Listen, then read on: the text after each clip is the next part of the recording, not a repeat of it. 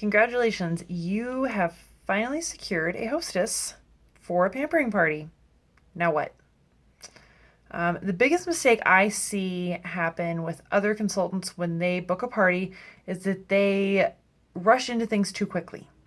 They try and get everything set up as fast as they possibly can and get things going, and they kind of jump the gun and they miss some steps.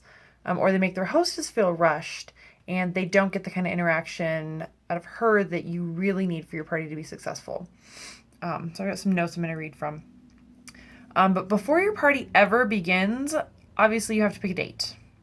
And everybody will talk about different lengths of parties that work for them. For me personally, and I know a lot of people don't agree, but I do 2-week parties. And it seems like a long time, but you're not posting constantly the entire 2 weeks. It's kind of a build-up. So I do my parties for 2 weeks. I like to start them on a Sunday and them on a Saturday, Friday or Saturday. So roughly 14 days. Doesn't have to be exact. And then I choose a live game night in the beginning half of the second week. And that live game night, I've seen some 30-minute Facebook parties. I know that's kind of the big popular thing with a lot of training videos right now. But for me, I am a mom, and I have 3 little kids, and life doesn't always go according to plan. And a lot of times when I've participated as a guest in a lot of these shorter parties, one little thing happens and I have to walk away and I've missed the entire party, which is always a bummer. And so just because of that, I have a lot of friends who are moms too, and I try to accommodate them. You're welcome to tweak this and make it a shorter version if that works for you, but this is what's working for me. So I do a 2-hour live game night, and I'll go over everything that I do during that in a later video. But I ask her to choose a date. I have found Tuesdays and Thursdays from 8 to 10 p.m. her time. Obviously, if she's in a different time zone, you need to adjust your schedule for her. I choose 8 to 10 because kids are in bed, dinner is done. Usually most people are unwinding and enjoying some quiet time. Tuesdays and Thursdays, not a whole lot going on. People don't have church. They're not, going out on the weekend to party. I've been to a couple Facebook parties that were on like a Saturday or Sunday afternoon, and they had 15, 20 RSVPs and no interaction whatsoever because people forgot. You get to the weekend and people get busy. They make plans with their family. They have a whole list of things they couldn't get done during the week. They get distracted. So I avoid the weekend at all costs. And I let my hostess know the reasoning for me choosing a weekday is for her benefit and to avoid any conflict of weekend events. Like I said, so 8 to 10 p.m. because that's usually when they can, get away, get some quiet time. So once you've chosen that, just kind of keep your hostess informed. Make sure she knows what's going to happen. I always let my hostess know, okay, this is what the first week is going to look like. This is what the second week is going to look like. This is how long your party will run. And then I tell her, this is what I need from you as a hostess. And I have a graphic that I will post after this that just kind of says, key hostess something. I don't even know exactly what it says. But it's tips for your hostess. It's just little things like, comment on my posts. I might send you photos to share on your page. I might ask you to send a message to your guests. Just little things like that so that she knows what to expect.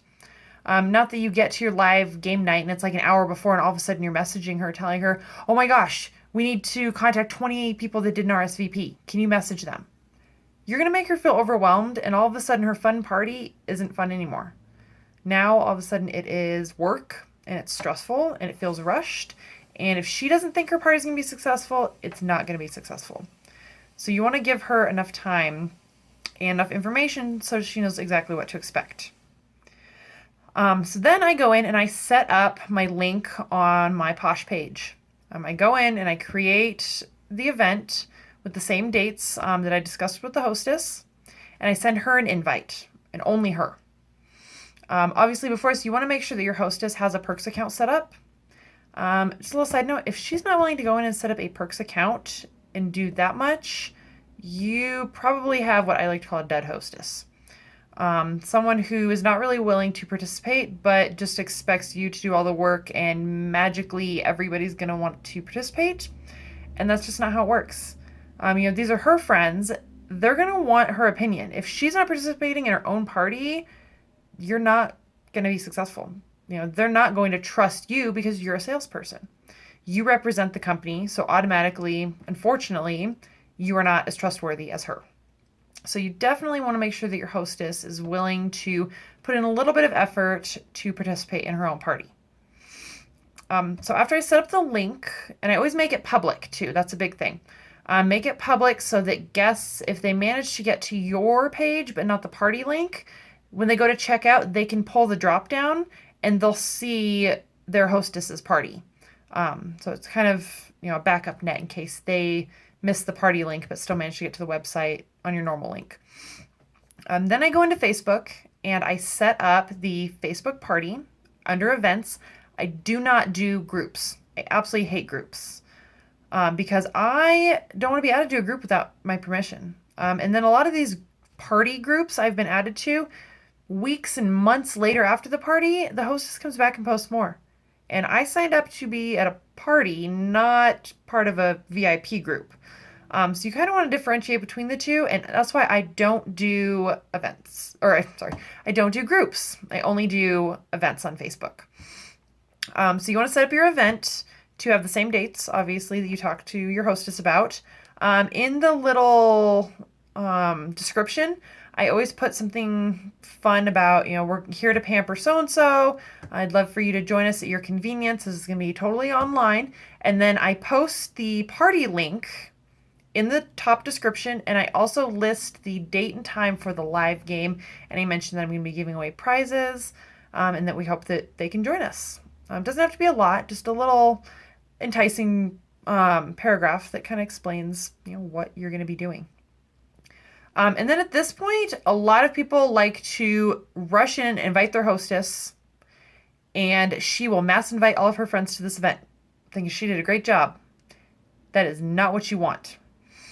You don't want to invite her just yet to the event. You're not quite ready for that.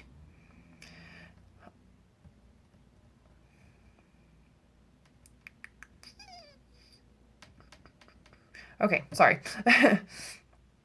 So the next thing that you want to do, about a week before the party, you're going to ask your hostess to get you a list of names and addresses of 3 to 6 VIP guests. These are people that she knows will participate in the parties, are really good friends of hers, and that would participate just to help her out. Someone who might really genuinely be interested in trying some natural products, somebody who might be interested in the business side of it, and people that are willing to either purchase or leave reviews in the party. And I tell this all to her, that this is what she should keep in mind when she's choosing her VIPs.